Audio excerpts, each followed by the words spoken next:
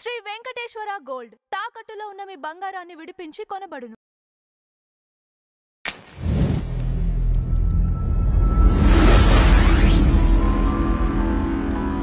Sir నమస్కారం.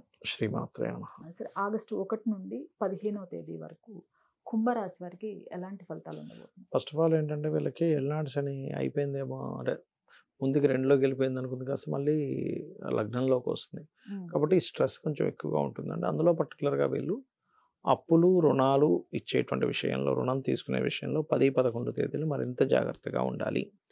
ఇక ధనపరంగా చూసుకుంటే వీరికి కానీ వీరి యొక్క సంతానానికి కానీ ఫైనాన్షియల్గా మంచి గ్రోత్ ఉంటుంది, అందులో ఎటువంటి సందేహం లేదు.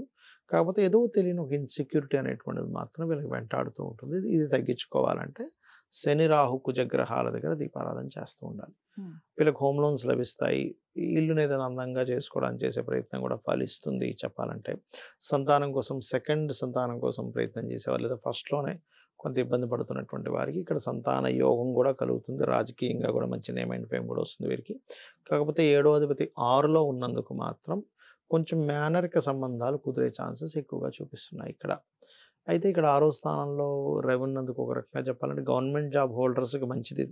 కాకపోతే బిజినెస్ పీపుల్కి మాత్రం 6లో బుధుడు ఉన్నందుకు కొన్ని మిస్కాలిక్యులేషన్స్ వల్ల కొంత వీళ్ళు చేసేటువంటి వ్యాపారంలో అయ్యో ఏంటి ఇలా అనుకుంటే ఇలా అయిందనేటువంటి అంటే వీళ్ళకి కనబడుతుంటాయి. కాబట్టి ఈ యొక్క విషయాల్లో వీళ్ళు కాస్త జాగ్రత్తగా ఉండాలి.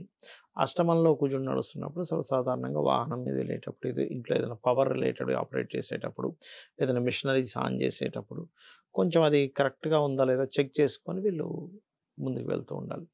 బట్ ఏదేమైనప్పటికీ కూడా పోలీస్ డిపార్ట్మెంటు లేనట్లయితే గవర్నమెంట్ అండర్టేకింగ్ సంబంధించినవి ఏవైనా సరే కొంచెం ఉద్యోగ అవకాశాలు రావడానికి ఇక్కడ వీళ్ళకి ఎక్కువ స్కోప్ ఉంది.